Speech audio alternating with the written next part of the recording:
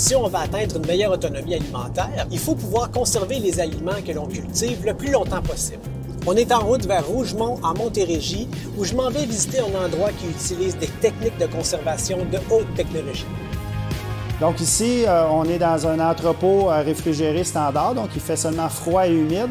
Et on va viser aux alentours de 98 d'humidité. Si on met les fruits et les légumes dans des conditions d'air sec, bien, l'eau qui est à l'intérieur va chercher à sortir.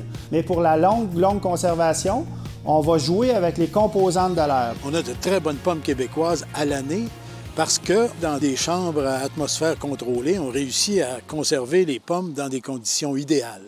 Mais pour ça, c'est très important d'avoir les équipements qui sont adaptés, donc un analyseur d'oxygène. Donc, on peut voir ici, le taux actuel est à 3 d'oxygène, puis le taux de dioxyde de carbone est à 0,6 Donc, de façon assez simple, mécaniquement, avec des filtres et des compresseurs, on va séparer les molécules d'oxygène qu'on ne veut pas avoir dans notre pièce. On va les expulser à l'extérieur et on va concentrer l'azote dans la pièce jusqu'à ce qu'on ait un taux d'oxygène aux alentours de 2 C'est comme l'hiver pour les ours.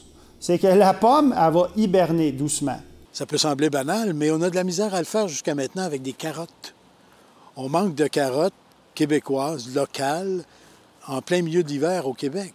À moyen terme, on peut conserver aussi des bleuets cultivés ou des bleuets sauvages frais pour quelques mois, mais non pas une année complète. Dans les légumes racines, les pommes de terre, les carottes, vous avez les betteraves, les rutabagas, des choux pommés aussi. On peut les conserver en atmosphère contrôlée. Il y a déjà des entreprises au Québec qui le font.